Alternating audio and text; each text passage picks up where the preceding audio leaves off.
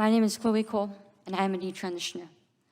Another way to put that would be, I used to believe that I was born in the wrong body, and the adults in my life whom I trusted affirmed my belief, and this caused me lifelong, irreversible harm.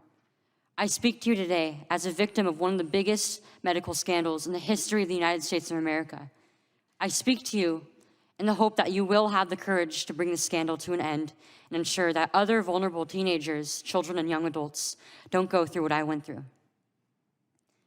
At the age of 12, I began to experience what my medical team would later diagnose as gender dysphoria.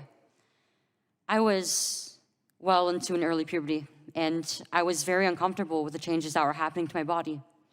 I was intimidated by male attention, and when I told my parents that I felt like a boy, in retrospect, all I meant was that I hated puberty, that I wanted this newfound sexual attention to go away, that I looked up to my brothers a little bit more than I did to my sisters. I came out as transgender in a letter I sent on the dining room table. My parents were immediately concerned. They felt like they needed to get outside help from medical professionals, but this proved to be a mistake. It immediately set our entire family down a path of ideologically motivated deceit and coercion.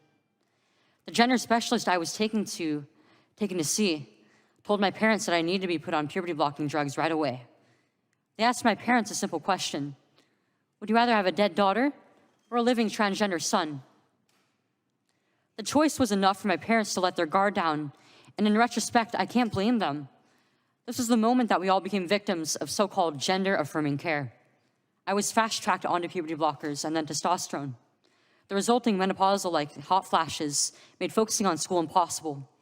I still get joint pains and weird pops in my back, but they were far worse when I was on the blockers.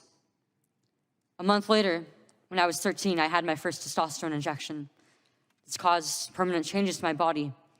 My voice will forever be deeper, my jawline sharper, my nose longer, my bone structure permanently masculinized, my Adam's apple more prominent, my fertility unknown. I look in the mirror sometimes and I feel like a monster. I had a double mastectomy at 15. They tested my amputated breast for cancer. And I was cancer-free, of course. I was perfectly healthy. There was nothing wrong with my still developing body or my breasts, other than that, as an insecure teenage girl, I felt awkward about it.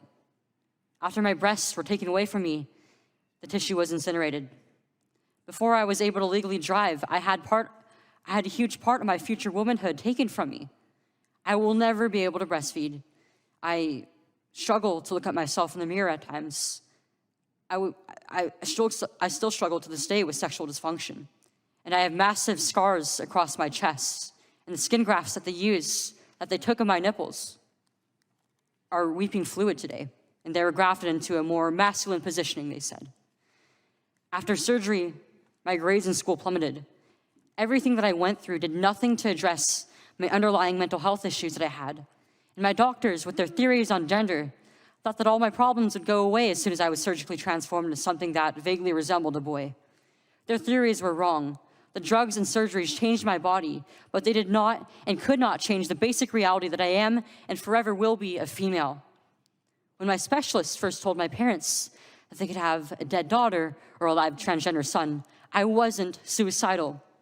I was a happy child who struggled because she was different. However, at 16, after my surgery, I did become suicidal. I'm doing better now, but my parents almost got the dead daughter promised to them by my doctors. My doctors had almost created the very nightmare they said they were trying to avoid. So what message do I want to bring to American teenagers and their families? I didn't need to be lied to. I needed compassion. I needed to be loved. I needed to be given therapy to help me work through my issues, not affirm to my delusion that by transforming into a boy, it would solve all my problems. We need to stop telling 12-year-olds that they were born wrong, that they are right to reject their own bodies and feel uncomfortable with their own skin. We need to stop telling children that puberty is an option, that they can choose what kind of puberty they will go through, just so they can choose what clothes to wear or what music to listen to. Puberty is a rite of passage to adulthood, not a disease to be mitigated. Today, I should be at home with my family celebrating my 19th birthday, and instead I'm making a desperate plea to my elected representatives. learn the lessons from other medical scandals like the opioid crisis, to recognize that doctors are human too, and sometimes they are wrong.